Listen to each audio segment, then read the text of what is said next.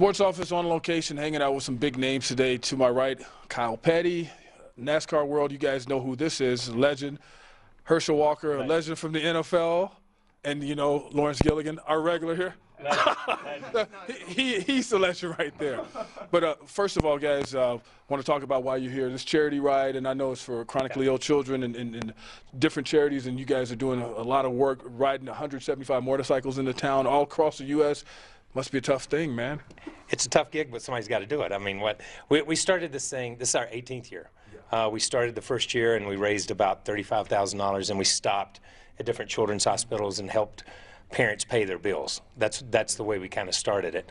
And we've raised, and then it kind of evolved. My oldest son, Adam, was killed driving a race car, and we decided to build a camp in North Carolina, so the majority of the money goes to that.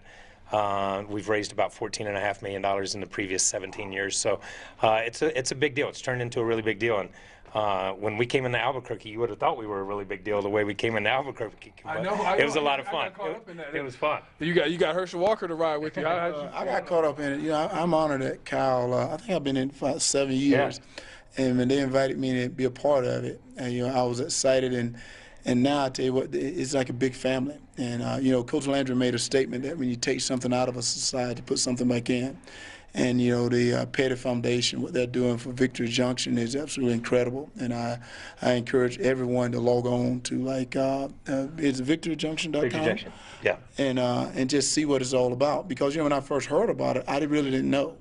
And I had a chance to go into Randleman, North Carolina, and I saw this camp and what they're doing for kids. And you see kids that have a smile on their face. And that's when I realized what Coach Landry was saying. You got to do that. And we don't do it. I just hold on a motorcycle. I don't do nothing else. Yeah. But if I'm not giving out a gas, I don't know what I'm doing. How was that ride from Grand Junction? Like you said, you felt dusty, I guess. But how was that ride? You know, it was incredible. The scenery, if you've ever ridden the $1 Million Highway between Grand Junction and Durango, it's incredible. It was a little bit chilly. I was a little bit cold. That's all right. A little snow on the ground still up that way. But it was incredible. We had lunch in Grand Junction, then rode down to Cuba, and then came into here.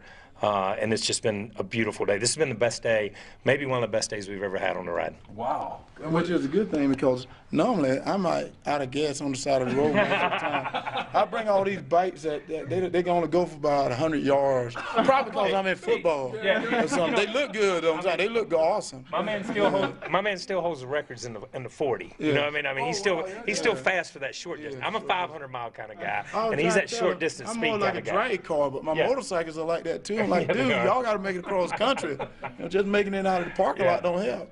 You guys are talking about your bladders, right?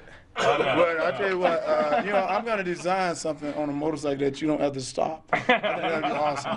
Oh, man. Yeah. I'm not going to ride behind him. Let me just say that. I mean, you guys have really good sports backgrounds, competing on the highest levels, and NASCAR and all that. You like it where the sport is headed, and do you ever miss getting out there racing? I know you've had a lot of success in your career and stuff like that. So. Yeah, I think you missed the driving part. You don't miss this part.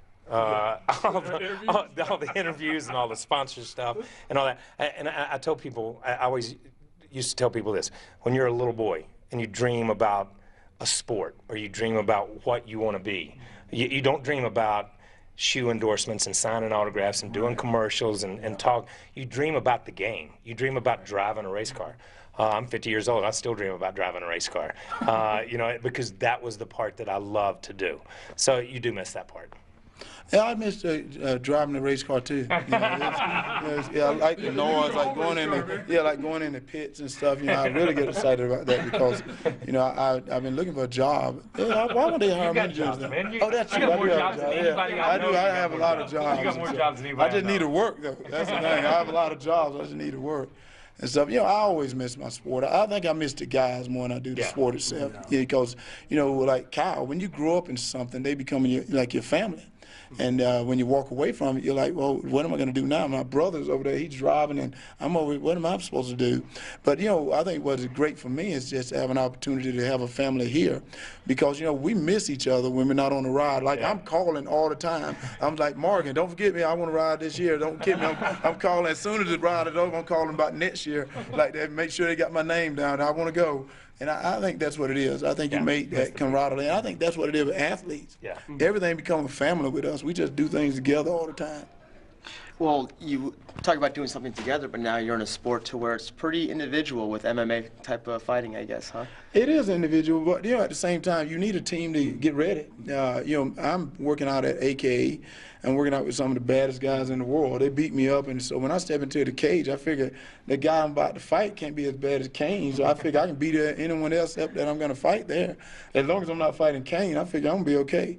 So, it's a good sport. I love it. I think those guys are great, great athletes. I think there's a lot of good athletes out there, but, I think that's a sport that's up and coming. I think people see it as you look at Kane, you look at Alex Overeem. I'm sorry about everything happened with him, but that guy's an incredible athlete. I love to see those guys play football. I think they can be good football players. What about, this is ground zero for MMA fighting. I mean, you think about training here. But the Greg Jason camp was one camp that I was thinking about. He has a great, great camp, and I was fortunate that I knew Bob Cook at AKA. But Greg Jackson camp here I think this is a great mecca for MMA fighters. A lot of great fighters here. I don't want to take them on. I'm here riding a motorcycle. You guys should come out tomorrow morning and ride off with us, because that'll be great. I'm not ready to fight yet. Well, Kyle, what do you think about that, man? Herschel's doing MMA at the age of 50. Why you have to mention my age? Let me tell you something. I am not going to do that. I will tell you what I did. Did Eddie tell you what I did at Texas last year? I rode a bull. Oh, no, I heard about Yeah. that. Now, that's crazy. A bull is crazy. That was crazy. Yeah. When I sat down on that bull, I'm thinking, what am I thinking? Yeah, So that's nothing but I'm but not muscle. Yeah, A bull is nothing but Oh muscle. yeah, like 1.8. Look, he went up and he came down and I was still on. He went up and he came down and I was still on. And then he went up and I was gone, man. Your dad was better than Okocinco. He was on for I think. I got some Michael Jordan airtime though. I will say I got some Jordan airtime, man. I was up. Bull That was is great. rough. I'm saying a bull is nothing but muscle. Nothing but They asked me about doing a celebrity ride once, and I said I'd do it. I was so excited about doing it, and I walked down in the chutes, and I walked up, and there was this bull. His bike was standing right here, and I looked at him. I said, no, you know what? I'm not that stupid yet. I may look stupid, but I'm really not that stupid yet, and I decided I'm not doing that. So my head is off. That's tough. That was crazy. Yeah. I don't know what I was thinking. Wow. So what else can you guys compete at then? Skydiving? Skydiving? You know what I like to do is, I got into marbles when I was little, and I'm not bad at pitching pennies. I can pitch too now. I grew up in a race shop. I can pitch. Yeah. No, seriously, that's tough There's an work. art to that. Yeah, there is. You got to know how to flip that. Yeah, and you got to know like the wall, what type of wall you flipping it against, because whether it's concrete or whatever, you got to know. That's a I might have lot to to Google it. that. I don't know. Yeah. No, it's a sport. Yeah, have you never? I bet Stanford does it. I didn't go to Stanford. I went to the University of New Mexico. What is that? Yeah. It's here. No, I'm saying, the only thing I know is SEC. Not to say anything bad. Not to say anything bad, other than the SEC. You know what I mean? Not to say, is there another conference besides the SEC? I didn't know. Because they win all the games. I don't know why though. No, I'm saying I read that. they win a lot of games. I read that in USA Today. Yeah, I'm trying to think in my head now. Yeah. Georgia boy over here. All Yeah, right. true. Yeah, that's right. He's, That's right. Georgia. And look, Kyle's backing him up, man. We're outgunned. Yeah, We're outgunned, man. Here. They got the higher street cred, but because they played on such a high level. Yeah. But see, one thing you guys can do, y'all can edit. Y'all need to learn to Y'all edit. get the last. Y'all get the last deal. name, but make us look good. Yeah. Because I will hunt you down. No, I know you would, man. That would scare me. Hey, on a tough note now, I know this is, we're having a good time here and it's a good move, but this is something that transpired today, and I wanted to ask you guys about this because we're seeing different tragedies in sports, and Junior Seau committing suicide. And Herschel, I guess I'll start with you since you're a former NFL guy. I mean, when you first heard that news, what were you thinking about? Well, it really hurt me a little bit because I didn't understand it. I've gotten to know Junior very well, and I don't understand what really went on, so it's hard for me to comment about it. But it's a sad situation, and it's sad for anyone to take his own life. Yeah. When you can get that low and take your own life, I mean, that you didn't have a friend or someone that you could have said something to. So I think that's why I think it's very sad. Yeah, and that is the saddest part. I don't care. I don't care whether you play professional sports or you bag groceries. It doesn't make any difference for someone to get in that position. I can't fathom that. You know, and that's, you know, we talk about the ride, we talk about the camp, we talk about this stuff. Camp puts things in perspective. When you go to camp and you see these kids with spina bifida, you see these kids with gastrointestinal, with craniofacial, whatever it may be, having the time of their life, you realize you've not had a bad day. Your life is a lot better than that. And I think that's, it's tough when you get to that place you can't find that perspective. Right. And what's been like the toughest challenge for this whole thing? You know, you took this on as far as helping out the kids that are ill like that, and what's been the toughest thing for you? Because going around them, you know, like you guys have to kind of build up a wall too to even go in that environment, because you kind of feel sad and stuff like that. You know? Yeah, you know, we see chronic kids with chronic illnesses, not terminal illness, chronic and life-threatening. And I think the toughest part is you get to know these kids. As like I said, I lost a son. But in the past 8 years, we've seen 16,000 kids and their families come through camp. So they become part of your family. Like Herschel talks about family. Those kids become part of your family.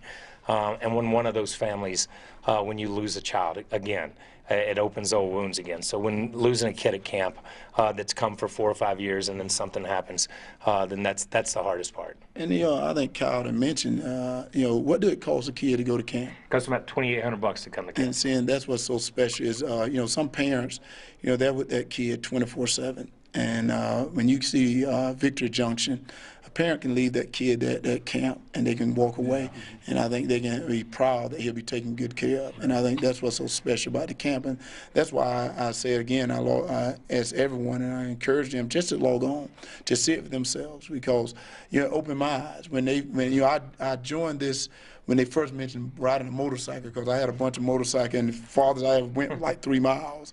So going across country was sort of scary, but I wanted to ride a motorcycle. But then he got a chance to take me to the camp, and it opened my eyes, just what the camp was. And I said, you know what, that's what it's all about. It's not about coming in here, jumping up and down. It's about, doing something for a kid to make him smile. Now, I have a 12-year-old little boy, and I tell you, my joy is to watch him eat, watch him smile, and then see another kid that had a tough time. That's enjoyable. How about the ride, and how about the reflection you guys get? Because I know anytime you go on a long road trip anywhere, you kind of reflect on things that are going on in your lives. What's that like for you guys? Well, for me, it's funny because, I've been lackadaisical in life. And what I mean by that is sometimes things happen to you so much that you take things for granted. And I, again, you need to turn your head, so I don't want to talk about it. But, I want to thank Kyle because, riding a motorcycle across the country, you get a chance to see how beautiful the United States really is. I never, you're on a plane, you're in a car, and you're not really noticing what's around you. But when we were riding up in the mountains, I'll tell you, I went, wow, man, this is incredible. I never seen it. And you start saying, I wish my parents could see this, because I never really thought about it. And that's what it opened my eyes. Is United States is a beautiful place, and I'm very fortunate to have that opportunity to see it. So I got to thank Victory Junction. I got to thank the Kyle Petty Charity Ride and all the riders for putting up with me, because hey, I'm not what you call the most courteous rider. I don't know the etiquette of riding motorcycles yet, but I'm learning. After 8 years, I'm getting it down. Is he high maintenance? No, he's not high maintenance. Well, and this year he brought his brother and his brother-in-law and a couple of nephews. Yeah, we've been having a good time. Everybody's been having a good time. What's next? I mean, you guys talked about leaving in the morning. Where do you go to next, and how long are you guys gonna be out? Yeah, we go. I guess we go to Lubbock tomorrow. Spend the night in Lubbock, and then we go to Fort Worth, to Texas Motor Speedway. That's where we're ending this year. We just did it from last Saturday. We started in Napa, California, and we've been all up north, and now we're headed down to here, and then in the West Texas. So that's about it. Okay, now is this on tonight? Yeah. Okay, so all you out there, what time are we leaving tomorrow? What time are we leaving? 8:30. Okay, we're leaving at 8:30 tomorrow. Be here in the parking lot. So I'm saying be here in the parking lot. I'm not going to say we can sign all the autographs, but have $1. And if you don't have $1, you can always cheer, because this is for the kids and not about anything else. So be here. No, be here at 8. 8:30 is when we leave. So you want to be here early, because some people get here kind of late. And y'all just need to get up early. I get up early and do my sit-ups and push-ups. So you get up early too. Get up early and be here at 8 o'clock, and I will sign 10 autographs for the first 10 people who give me $10, and I will match the $10. Okay. I'm gonna go get $100 and get 10 autographs from Herschel Walker. That's what I'm gonna. Then on eBay, I'm gonna make more than that much. Hey, we're businessman today. Business. What is it, 1,000 push-ups and how many, what? No, I'm doing were we about reading here? 1,500 push-ups, about 3,500 sit-ups. You know what? Y'all be here at 8 o'clock. Now, I tell you what, why don't we do a marathon? No, y'all be we here ain't at doing that. 7:30. No, I'm going to do it at 7:30. Oh, you are? Yes, and Okay. y'all come, and God. everyone come, and I do 3,500 sit-ups. For every sit-up I do, you give them $10 that'll go to the camp. Yeah. So if y'all here and you want to do it, you better show up. And you guys need to show up, too. We're talking to them. I do one push-up and one set-up. I push myself up out of bed and then I set up on the edge of it. I got that 40 time that I have now from the dinner table to the TV. That's it. That's it, man. Well, hey, thank you all for coming out. Lawrence, you got anything else before we let these guys cut out? I know it's been a long day on the road and stuff like that. Thank you, You man. guys have anything else you want to get out or I'll say see to you the in people out there? the SEC, man. What am I supposed to say? Nothing.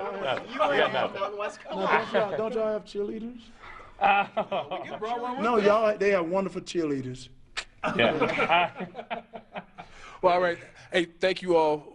Kyle Petty, Herschel Walker, Lawrence Gilligan always here. Robert Pugsley behind the camera. Until next time, we'll see you later.